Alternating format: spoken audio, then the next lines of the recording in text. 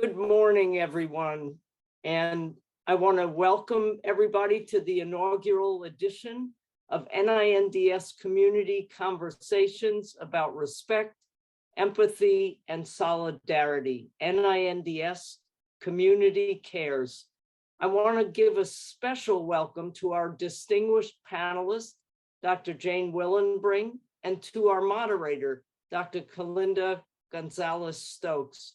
And special thanks to our planning committee and to all of you, our guests, for being with us this morning. As many of you know, I'm Dr. Nina Shore. I'm the NINDS Deputy Director and Acting Scientific Director, and I'm pleased to be here today to welcome you to this very, very first of what will be many community conversations. I want to take a few minutes to put NINDS Community Cares in the larger context of NINDS's efforts in workforce culture. If I could have the next slide, please. So in 2019, many of you may remember we had a workplace and harassment survey, NIH-wide. And NINDS respondents, which really constituted almost half of our employees, reported higher frequencies of harassment in the workplace than NIH as a whole. This was much more common among women, trainees, sexual and gender minorities, and people with disabilities. And this really represented a vulnerability that made us know that there was something we needed to address in our organizational culture. There were issues of supervisory fairness, of willingness to listen to others and to hear others' opinions, and they related very robustly to the perception of harassment. Victims of sexual harassment in particular often don't report to anyone because of the fear of repercussions, and sometimes even because of the fear that they might themselves be doing something to bring this on. Harassment negatively impacts physical and mental health and work outcomes. And so we need, as an organization, to continually address issues of harassment and the comfort level of our employees in the workplace. If I could have the next slide.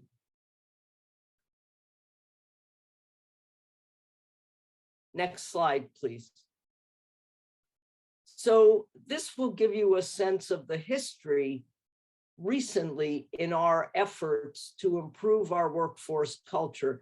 And I want to point out, because many of you in the audience were an enormous part of this, that our strategic planning effort, which has just recently gone into its implementation phase, is one of the very, very few at NIH that even put workforce culture front and center.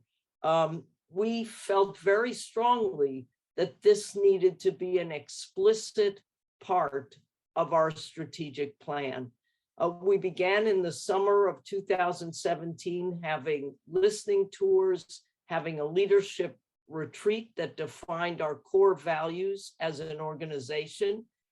We then formed the Extramural Workforce Engagement Working Group that worked very hard to try and optimize the workforce culture in extramural, and very shortly thereafter, intramural did exactly the same thing. We had focus groups, we had groups that were asking, what do we want to be 5 years from now for our employees that we aren't in the present? And out of this grew the Anti-Harassment Steering Committee and Plan and the Workforce Culture Task Force of our strategic planning efforts. Through the work of these groups, in April of 2021, we launched Core Ideals, And as part of Core Ideals, we are presenting to you today this component of the implementation of Core Ideals, NINDS Community Cares. Next slide.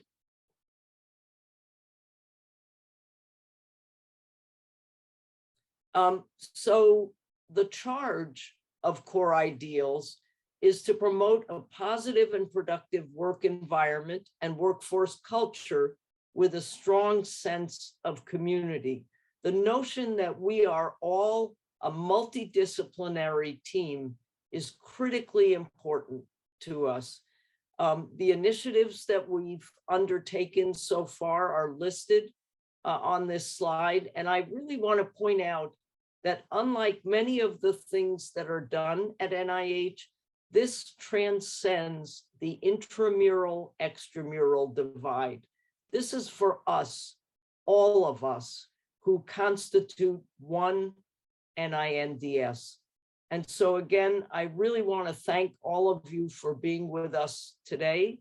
And I'm going to turn over the floor to Dr. Kelinda Gonzalez-Stokes. Thanks so much, Nina, for the introduction. We appreciate it. Next slide, please. So good morning. As Dr. Shore said, my name is Kelinda Gonzalez-Stokes, and I am a health program specialist in extramural in the BRAIN Initiative.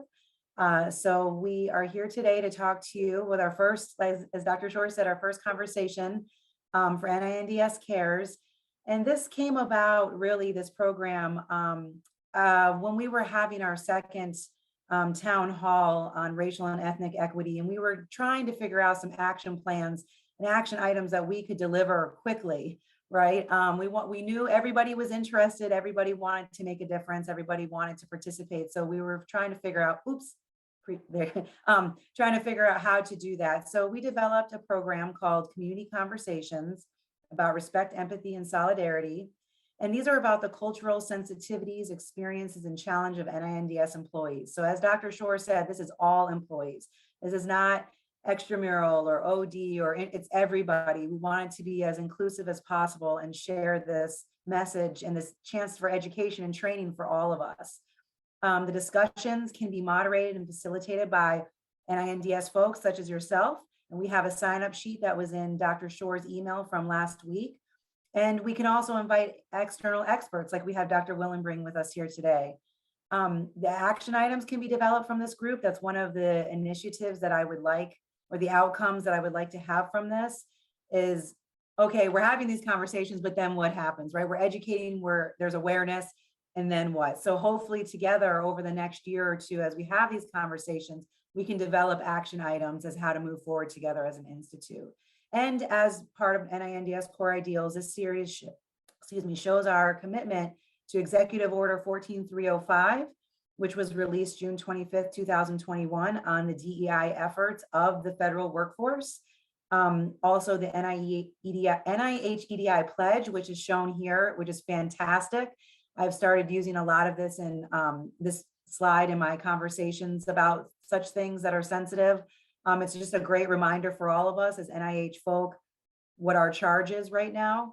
And then the NINDS Race and Ethnic Equity Plan that's being developed right now and led by Dr. Michelle Jones-London. It's called the REAP, and hopefully you'll hear more about that soon. Next slide, please. So we know that NINDS communities are diverse, and we've just listed some here. And we, like I said, we have a sign-up sheet. So if anybody's from a community that's not represented here and wants to have a conversation, please sign up on the Excel sheet, and we can add that into the mix. But you can see how diverse we are here. We have different ethnic groups, different racial groups. We have persons with disabilities, trainees, contractors, LGBTQ+. We have all kinds of different communities here. So we need to have a representation of that and some culture and education awareness as we're all working with each other so closely on a day-to-day basis. Next slide, please. And so we are trying to pave the path towards ensuring cultural equity in science, right? Not only in NINDS, but in science, because what we do here, we know reflects on the extramural community, right? We know it reflects onto our grantees, our applicants, anybody who's working closely with us, and maybe we can be an example even to other NIH ICs.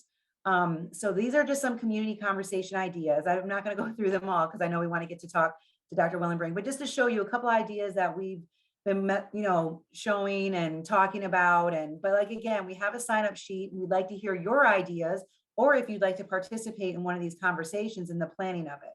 So it would be a small temporary committee, because we don't want to ask and put more burden on you, but it would be a small committee, and you could participate and give your feedback and your insight and then help develop that. And then you'll see the fruit of the labors with the discussions. So please fill out the spreadsheet if you get a chance. And next slide, please. So, okay, to the heart of this. So I would love, and I'm so pleased to introduce Dr. Jane Willenbring, who's an associate professor of geological sciences at Stanford University. So Dr. Willenbring, I have invited her to come and talk to us today for our very first conversation of NINDS Cares about harassment and bullying in science. So Dr. Willenbring's research examines the evolution of the Earth's surface, especially how landscapes are affected by tectonics, climate change, and life. She also organizes environmental justice campaigns around urban soil pollution and does outreach to help reduce sexual harassment and discrimination in STEM. She is the recipient of the Antarctica Service Medal from the U.S. Armed Forces, a National Science Foundation Career Award and Margaret T. Williams Award, and a presidential citation from the American Geophysical Union. Dr. Willenbring is a fellow of the Geological Society of America and a Gabelin Fellow at Stanford University. She is one of the scientists featured in the award-winning documentary film, Picture a Scientist, as we're showing the poster here. And I also like to call Dr. Willenbring my friend and my colleague.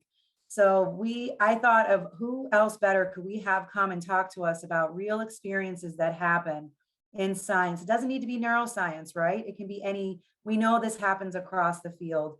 And I will also be sharing some personal experiences of my own in neuroscience and some harassment and bullying that I dealt with. So we thought it'd be a great chance to have a one-to-one conversation with two women who have been through pretty challenging experiences and how we've overcome those and how we try to move on the best we can. Next slide, please.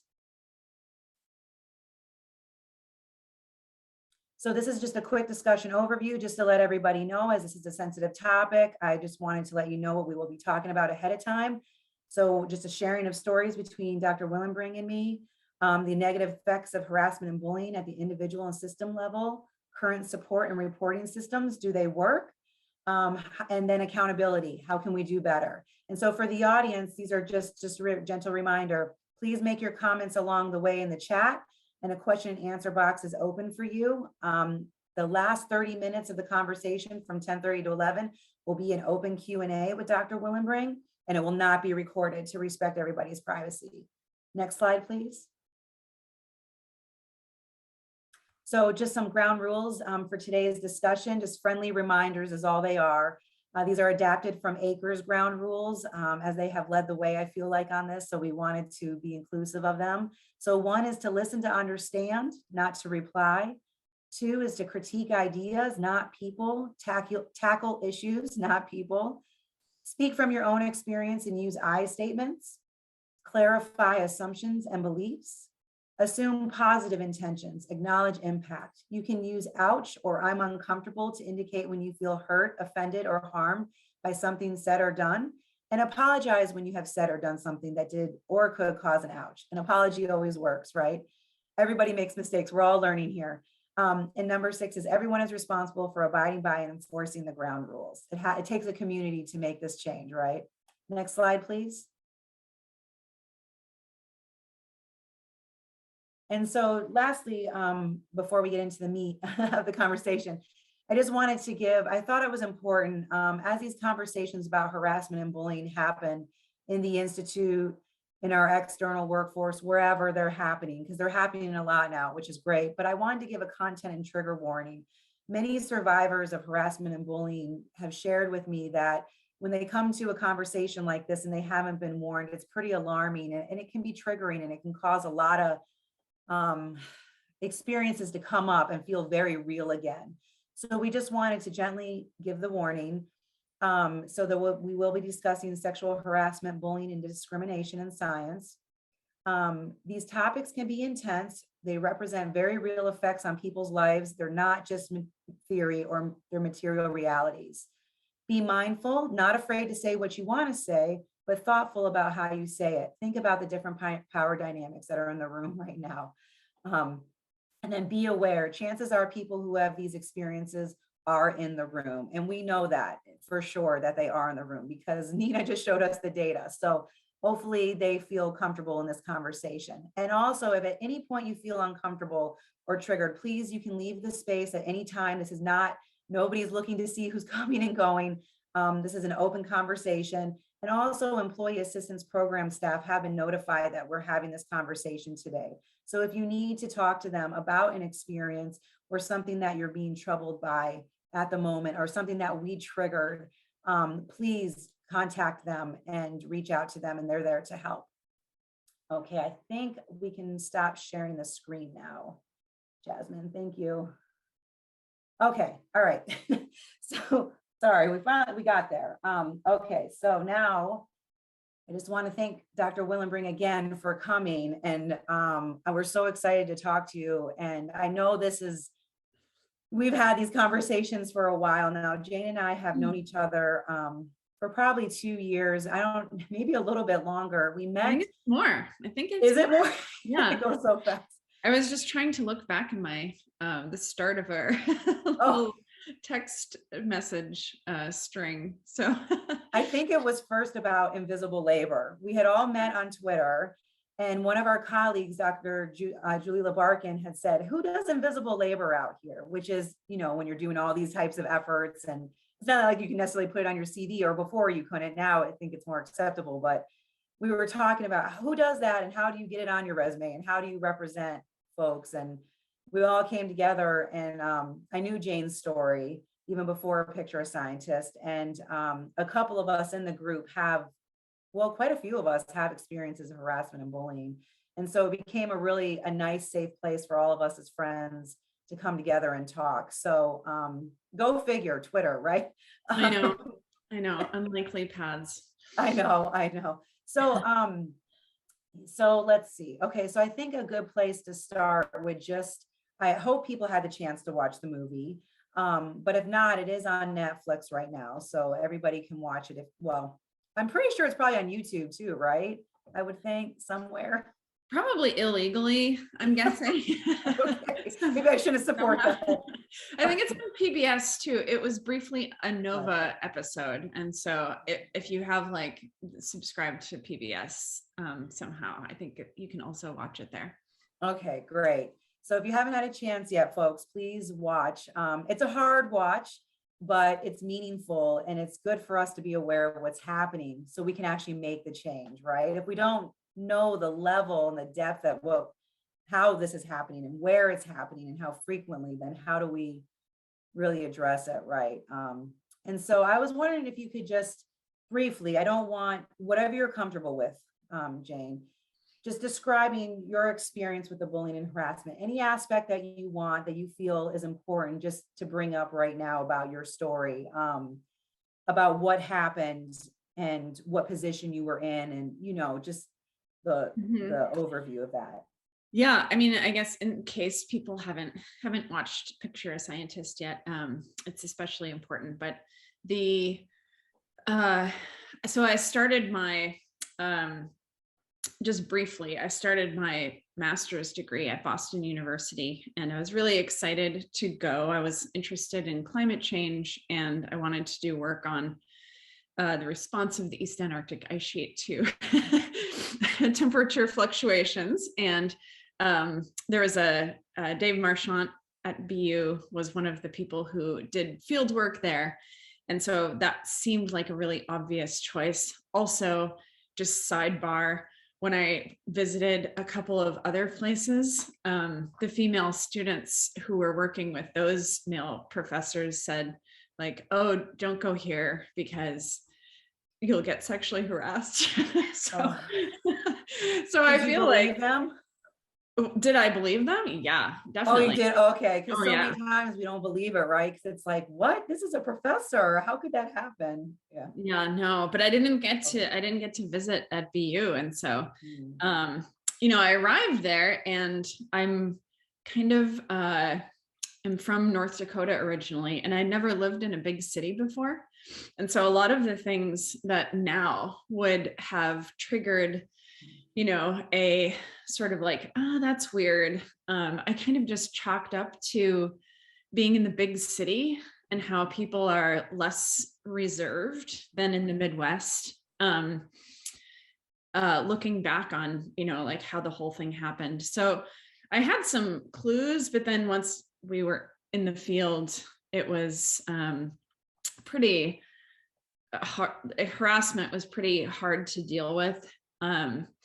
He would, sorry for using coarse language, but he would call me a slut and a whore and a cunt. And that was sort of, kind of everyday occurrence. And I just decided that, I had to get through this. And then as it progressed over the course of the field season, it just got worse and worse. There was some physical altercations where he pushed me down a hill, and I went, whenever I'd have to go to the bathroom, he would, throw rocks at me, just to be humiliating, and it was You were really, in Antarctica at this time, right? yeah. And so just yeah. to set the tone, I mean, it was like you go to the base, and then from the base, you take a helicopter about 80 miles to the field site, and then you're staying in a tent. So it was Marchant, another male PhD student, and then Marchant's brother. And I had to stay in the tent with his brother because I was apparently, like he was trying to match make us. And there were various incidents of, him trying to like get extra helicopter time by promising sexual favors from me to the helicopter pilot. And the helicopter pilot was like a reasonable person. He was like, no, like, this is not how this works. We have a certain amount of fuel budgeted for you. We do not trade in sexual favors from your graduate student. But it was just a very, so the professors really proposed hard. That? The mentors proposed that? Mm-hmm. Yeah. Oh my. I know. And we didn't helicopter. I just want to get this straight. The helicopter pilot was like, no, that's inappropriate. Yeah. Okay. Yeah. Sorry. Just making sure that's clear, because sometimes this stuff is just so much, right? It's like hard, even though I've heard your story, Jane, it's so hard sometimes to remember that and realize like this happened. Like it's just, yeah. Yeah. No, I know. I'm so sorry. Yeah. Sometimes people will bring things up, like my mom was telling me about, when I wasn't able to call home or anything while I was there because they didn't have satellite phones back then. This was in 1999 to my master's ended in 2001. And she was saying like in the film, you never brought up how he would make you do push-ups before you could have breakfast. And I was like, oh yeah. I mean, I totally had forgotten about that until she said it, because it was like the least bad thing that I had to do, but it was kind of like that sort of hazing mentality, The hazing, right? That's a good way to phrase it. It's the way it feels, right? Mm-hmm. Mm-hmm. Like because of the power dynamic, how do you can't, you're so afraid to say no because you're going to lose your career. There's so much at stake, your letter of recommendation, your reputation, right? I mean, there's just so many things. So hazing, I think, is a really powerful way to actually describe what that's like for many of us, I think. Yeah. And like with hazing, I mean, I think one of the things that people maybe aren't aware of is like how people bring others into that hazing, so he was always trying to, there would always be someone who is the low person in the group, or the target in the group. Right. And, there are times when it was not me and I was asked to bully others the way I had been, which was really, it did not feel good. And, but I think it works a lot. Right. And so in past years, he'd also, other people had experienced negative treatment. And in that case, it was a group of all men in the field. And the target was a Jewish geologist who was a graduate student in that case. And he just suffered, I think, terribly as well. So it's not necessarily only women that get targeted. It's just like the person who has some aspect of, something to pick on. In that case, like one of the things was he would sing like, "You're just a lonely Jew on Christmas," like over and over on Christmas. And it was just like so outrageous. And it was known that this was happening, Right. After the whole thing came out in Science magazine, I was giving a talk at a Boston local university. And someone said, I always thought that guy was a psychopath.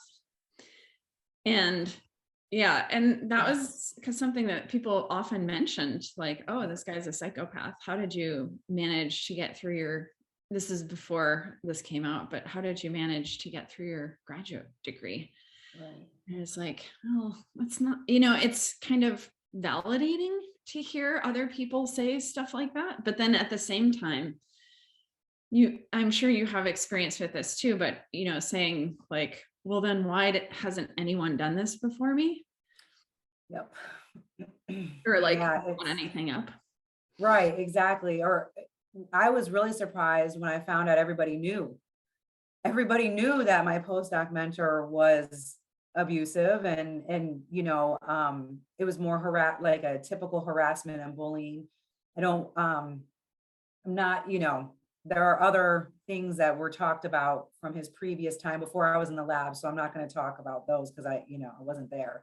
But what I experienced, it was like when I finally realized why everybody was crying in lab meeting all the time, which my first intuition was like, what is going on here? Like, why is everybody crying? This is so bizarre. Like, get it together. We're scientists, we don't cry in science. And I just couldn't figure out what was happening, but I was the new shiny toy, right?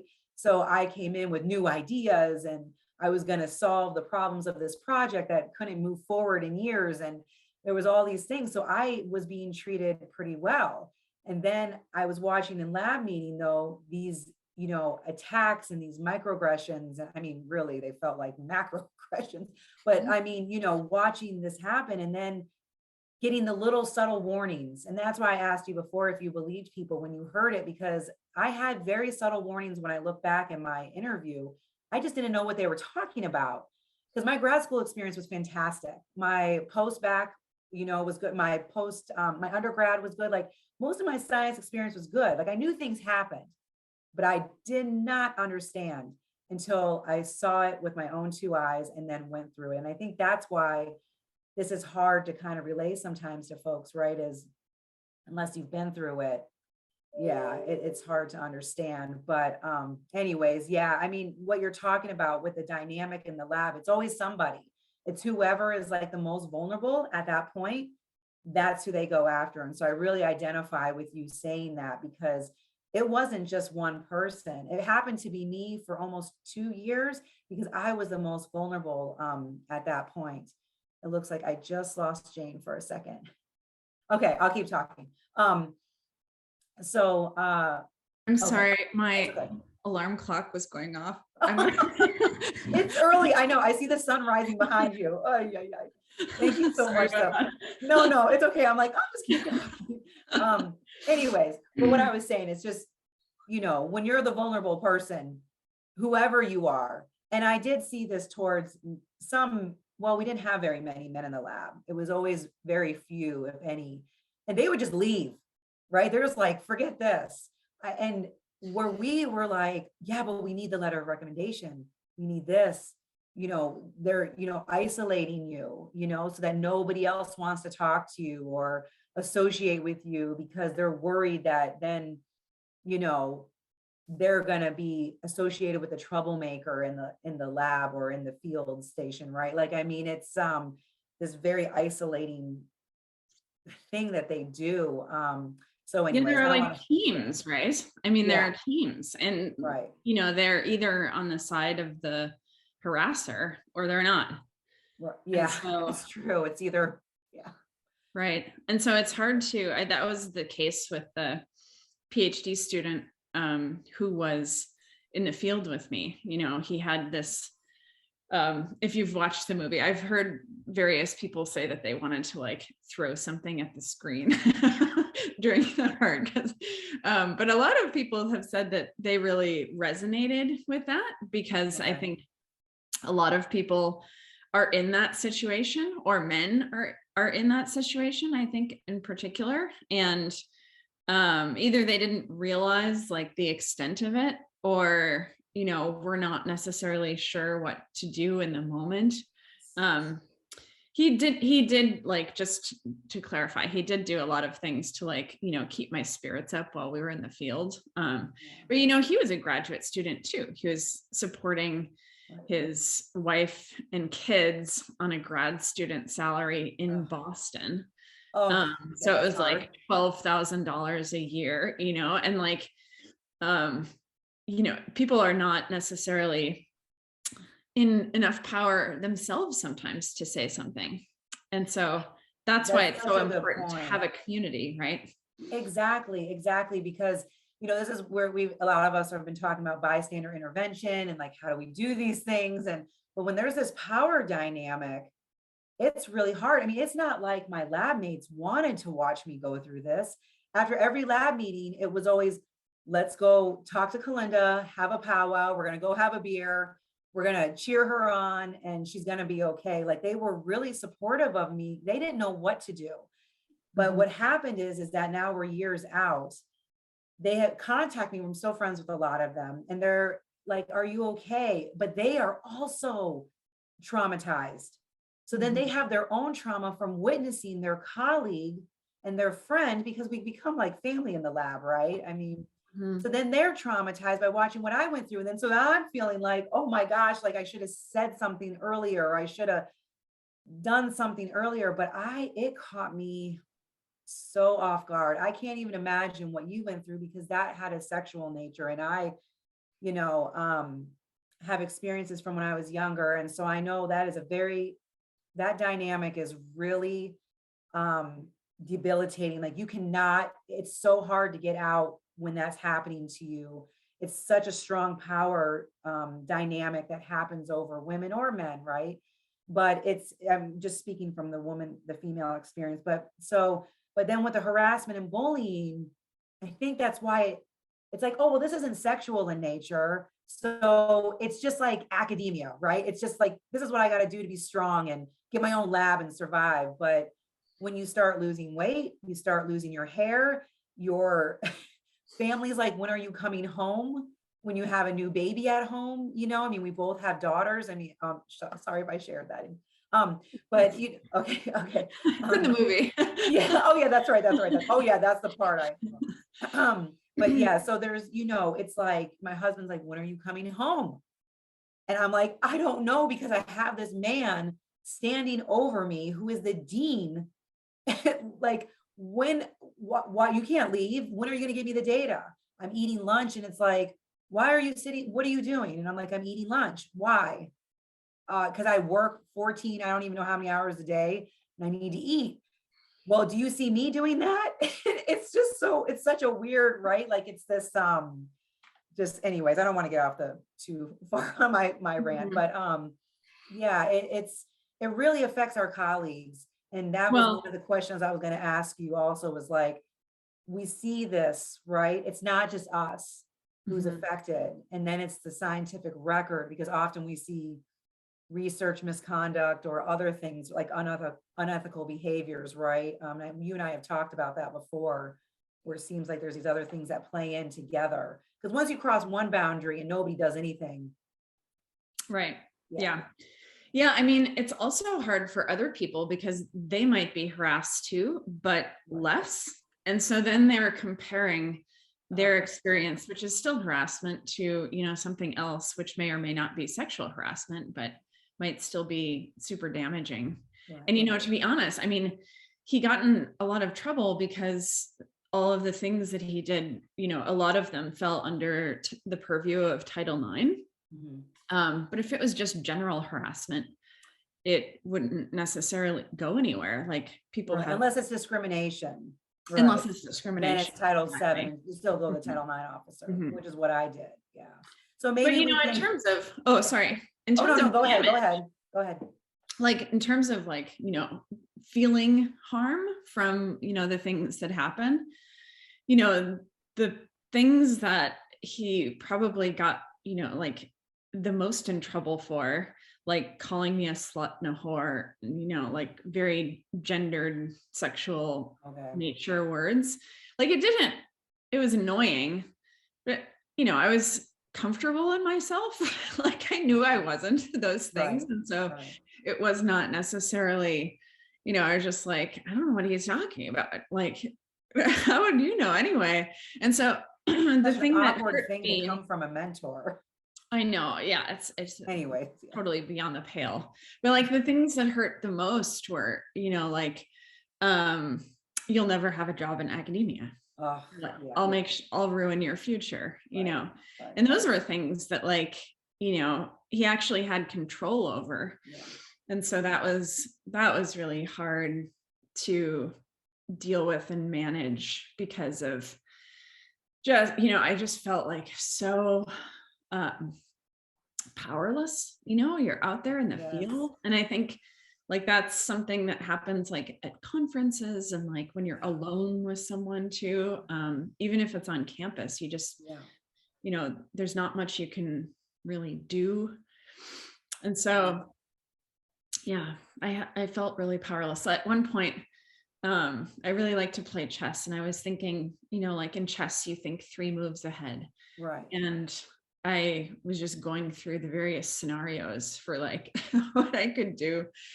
And just like nothing, like I knew he would just ruin my career. And in some ways that would be a worse punishment for me than for him for saying anything, right?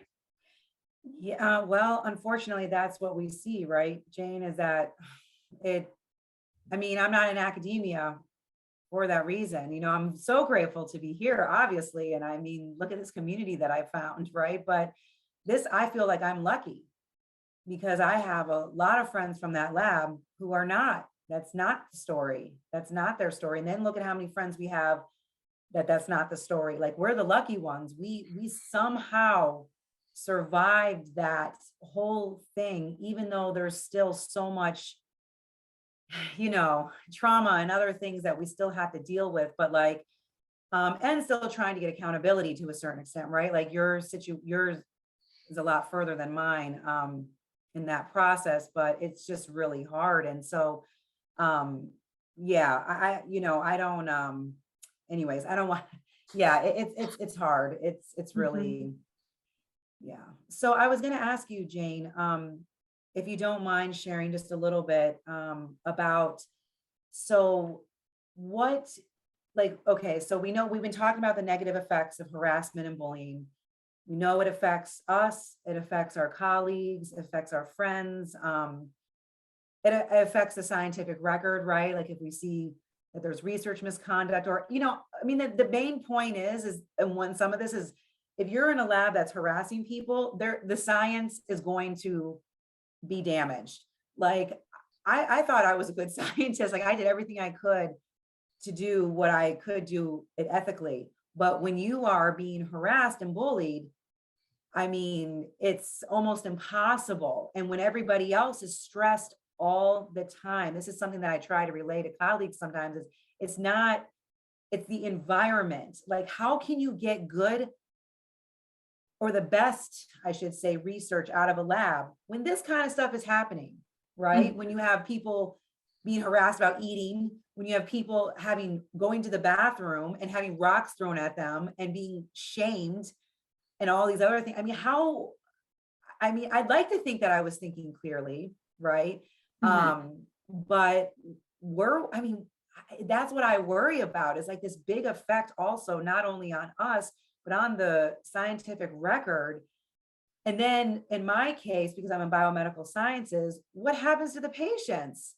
Like Mhm. everything I was doing was to help people with a certain type of Parkinsonism. That was everything that I was doing. But if I'm being pushed to not collect the data properly or report them properly, and then I'm being harassed and bullied, like what I'm looking at the patients and saying, this is going to affect them. This is a possible treatment Mhm. or something, and so like all of science, this is why it's so important, not just the biomedical, I mean, geoscience, everything, is because it really has long-term effects, I think. So anyways, how did you Well, report, and then like where did it go? yeah. So just quickly Oh, to sorry. talk about that particular thing. So just as an example, we had to we had to take everything out of the field that we brought in. So we had to save our urine and feces and then ship it out. Oh, wow. And that's like a very important thing because it's such a delicate, pristine environment. And so, I admit, like, I stopped drinking water like during the day, even though it's a hyper arid area, Right. and got a bladder infection. And then, we were supposed to put our urine in a collection bucket, and then, but it was see-through. And so he saw like my see-through urine bottle while I was trying to put it in there, and he like dumped it on the ground because it was bloody, right? And so he was just like, I can't see that, like, have people seeing that you are not well That when you're this goes stressed. back, right? Right. Oh Um, God, dang. so Oh, I'm so sorry, friend. Oh, it's yeah, so unbelievable. it was quite controlling, just to Right. and the I guess so. When I got back, it was like quite clear that there was no option for me to report this in a safe way. um I'll just kind of leave it there. It's kind of a long story, but I just kind of kept my head down, and tried to go like on with my career and just get out of there as fast as I could. I didn't engage in like bullying other people that were like behind me.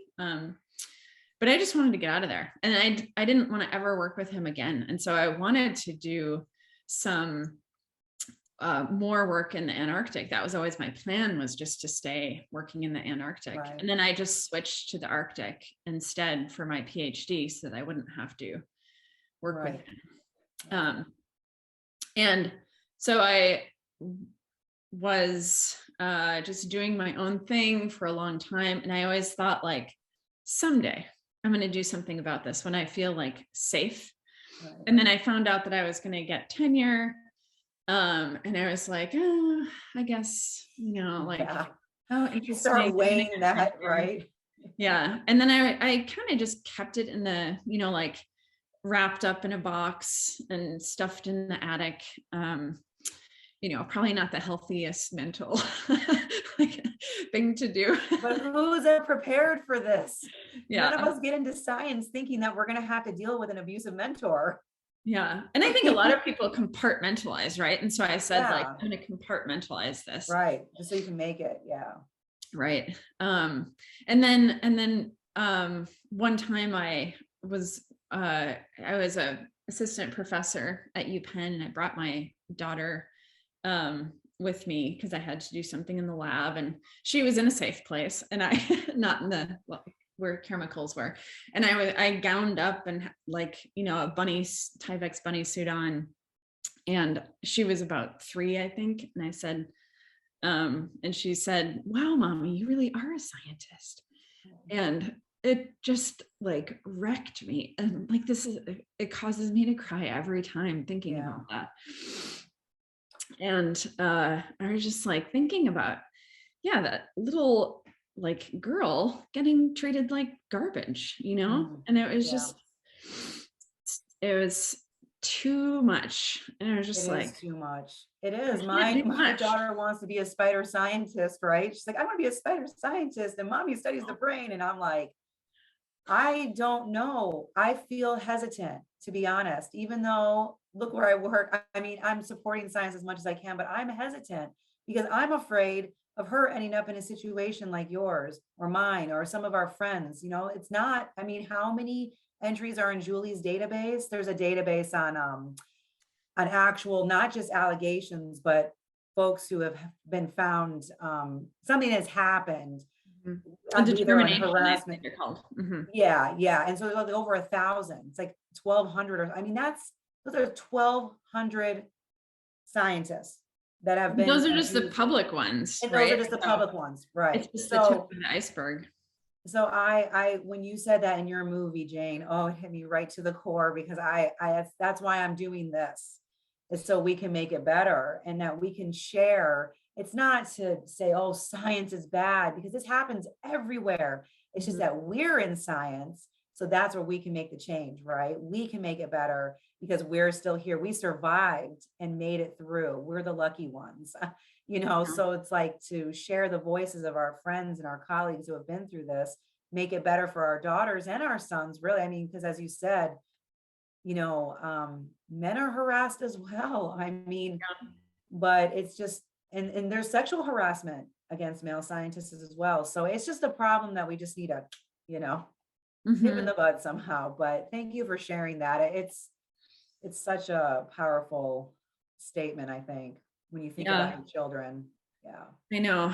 And, you know, that's one of the things that, you know, sometimes people say, why would you, like, after that, why in the world would you stay in this field? And I think one of the things about so in terms of my story, so someone leaked my Title IX. So I reported it to Title IX, and then someone leaked my Title IX complaint to the New York Times and to Science magazine. And they did a story on it that came out one day after the Harvey Weinstein story broke. Okay. And so it was fortuitous timing, because everyone was talking about Me Too. Right. And that was one of the things that was pretty surprising to me about the Me Too movement, like this reinvigoration of Tarana Burke's original movement, was that, you know, it's not just science. You know, people from like in all different careers were mentioning how much they are, you know, affected by some of the similar things. And like the rates of incidents are different. You know, the military is really high, and but it's still surprising how this is something that affects every area. Right. And so when people say like, oh, why do you, you know, why are you still in science? It's like, hey, because I really love it. Yeah, exactly, right? I can't imagine doing anything else. Exactly. And also it feels really good to be on the other side, right? To be in a safe place where you can be yourself and mention things. And I find it really inspiring that all the things that we do on a daily basis are part of the science culture. And so every day I'm helping change that. You're helping change that. All the people on this call can help change that. Right. Exactly. Thank you for bringing up that point, Jane. I mean, I never, when I was reflecting this morning before we were going to meet, and, you know, what is the message that you want? I mean, I never would have imagined that I mean, you know, that we would be sitting here having this conversation to the NINDS community. I mean, this is how much things have changed, right? There are still some bad things happening, yes, but this is the change. This is how we're going to move forward. And it's by sharing, it's by healing, it's by continuing to do the activism, right? Because we're probably, I mean, for me, I don't want to speak for you, but it's hard to let that go when, you know how damaging it is to women's careers, and to their personal lives, and it just affects everything. And we love science. I love that you said that, because it's so true, right? I never stopped loving it. I miss the microscope. My colleagues at work always tease me because I'm like, I want to be on the microscope. They're like, really? For 14 hours? I'm like, yeah, I really like it. But you know, it's like now life has brought me here, and now I'm helping in a different way. And my colleagues here are being supportive and saying, yes, we hear you, and this is important. And this is, you know, I'm so glad you stayed in science, Jane, because you are at a great school. You know, you have access to a lot of folks. They know your story. You were brave enough to do Picture a Scientist, and now they can see and hear and maybe say, oh, I remember when I heard your story, I was like, I understand. Like maybe it wasn't at that level, right? I don't want to compare here, but like, it's just the dynamic. It's the dynamic of harassment and abuse, right? That I could identify with. And then I didn't feel alone. And then it was like, and she's doing okay. Like she made it through somehow, but really a support network has to exist. I mean, it's, you know, that's why I asked you, did you report? Did you, you know, I reported to Title IX. It was, I don't even, it was like, I, you know, nothing happened. I've reported to every single person that I could have possibly reported to at the university. Not that there's not good folks there, because there are really good folks who want to do something, but it's much higher up. And if the higher ups are not feeling that, then it's just, you know, and then how much I was going to, you know, how much grant money do they bring in? Right. And I hate to bring that up, but it's true. It's like they don't want to lose that investment and that person who is bringing in grant money. And so I find it very interesting being on the side of funding now.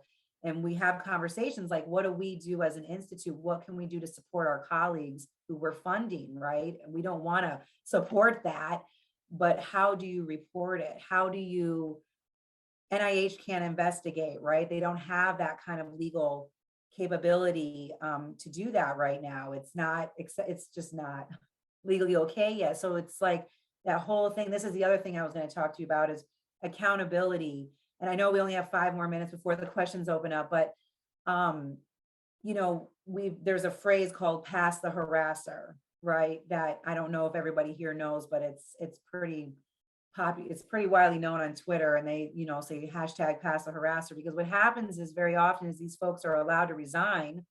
The survivors go through all of this, and eventually sometimes things do happen. You know, the school will be like, okay, well, this is getting out of control. Usually once it goes in the media, and then they let them resign instead of firing them so they can keep their position and their tenure, and then they can go to another university. So, you know, Yeah, I mean, yeah. Yeah, that's one of the things that seems just really difficult to do. And that's why I was so excited when NSF passed that rule that they can take former complaints and determinations on Title IX matters and harassment in general, actually, Okay. into account. There are some issues to work out with it, Right. I think. It's on the onus is on the university to let NSF know. And I think someone did a FOIA request and there were like 6 instances where they let people know. So, Wow. Right. of all of the that just seems a really low number. Low number, yeah. Yeah.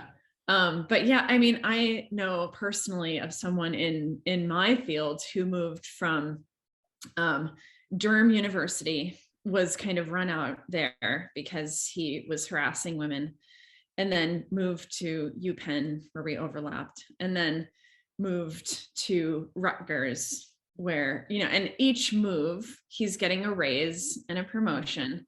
Right. And then each move he is not held accountable, basically, and nobody knows about it. And so, and now he's at yet another institution abroad, because, and now is, you know, director of a big institute. And so what kind of culture are they going to have at that Well, institute?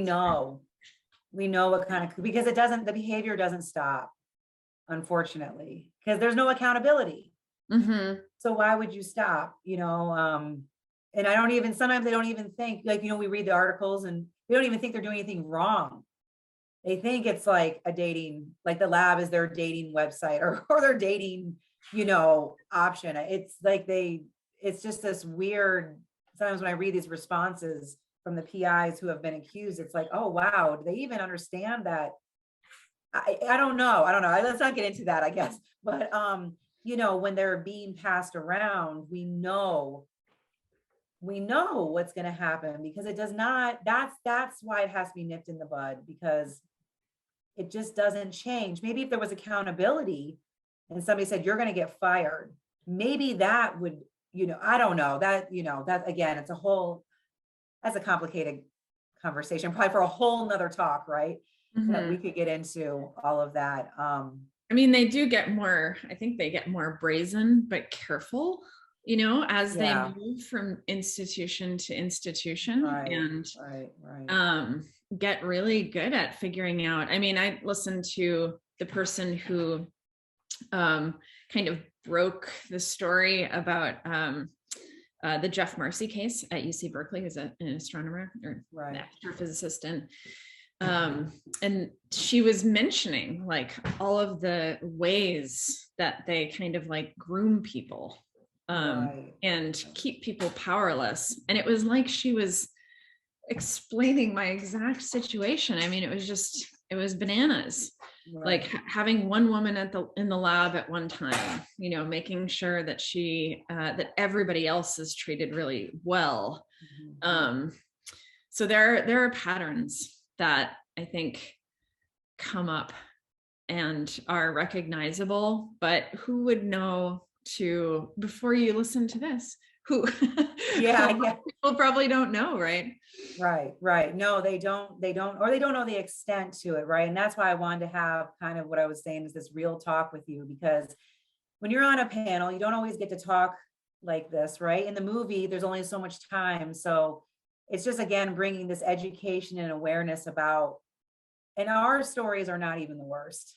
Mm-hmm. That's what makes my heart just crumble, is that from the other people I have met, our stories are bad, but they're not even the worst that are out there. And so anyways, again, I don't want to focus too much on the, you know, we know it's bad. So, but the accountability. So we have, okay, so it's 10:30. So, oh my goodness, Jane, there's so much still I would love to ask you, but I appreciate it. But I want to give the audience a chance